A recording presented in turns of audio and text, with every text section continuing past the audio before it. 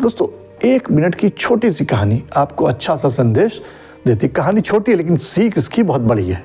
एक बार एक हिरन को प्यास लगी और जब वो नदी में पानी पीने जा रहा था तो एकाएक उसने सामने देखा कि एक शिकारी खड़ा था और शिकारी उसकी तरफ बिल्कुल हिरन की तरफ निशाना लगाए खड़ा था।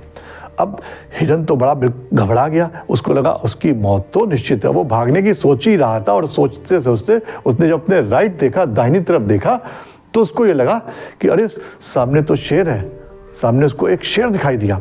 अब वो पूरी तरह घबरा गया और भागने के लिए जैसे ही वो पीछे देखा तो उसने कहा अरे जंगल की जो आग लगी हुई है वो तो सिर्फ उसी की तरफ आ रही है, जंगल की आग। यानी चारों तरफ से उसको मौत दिखाई दे रही थी। बचने का उसको कोई भी रास्ता समझ में नहीं आ रहा था। चारों तरफ से वो संकट से घिरा हुआ था। एकाएक उसने धैर्य रखा और ठंडे दिमाग से सोचा और ऊपर वाले की तरफ देखा, ईश्वर की तरफ उसने देखा और ईश्वर से मन ही मन प्रार्थना करी, हे ईश्वर, हमें कोई रास्ता समझ में नहीं आ रहा है, आप ही हमें सही रास्ता दिखाएं। और देखिए एकाएक चमत्कार हो गया। एक अचानक पानी बरसने लगा और पानी बरसने की वजह से जंगल की जो आग थी धीरे धीरे बुझ गई और पानी बरसने की वजह से, बारिश होने की वजह से जो शिकारी निशाना लगाया था वो निशाना उसका चूक गया और चूक गया निशाना तो लगा किसके, शेर के लग गया और शेर उसके पीछे भागने लगा, शिकारी के पीछे।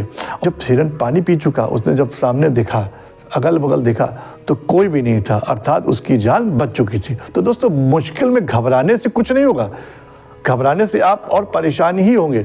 आप उसका हल, अगर आपको कभी चारों तरफ आप मुसीबतों से घिरो, आपको कोई हल नहीं मिल रहा हो तो आप सिर्फ और सिर्फ ठंडे दिमाग से सोचिए और ऊपर वाले के ऊपर छोड़ दीजिए। कोई ना कोई रास्ता वो जरूर निकाल लेगा। जैसे कहते हैं ना, कोहरा, जब कोहरा होता है तो कोहरे बहुत दूर की ना दिखे तो एक एक कदम बढ़ाते रहना चाहिए। छोटी सी कहानी अगर आपको अच्छी लगी तो उसको लाइक करिएगा और हमारे चैनल को सब्सक्राइब करिएगा और दोस्तों में शेयर करना बिल्कुल ना भूलें। Thanks for watching नूप Tiwari motivation.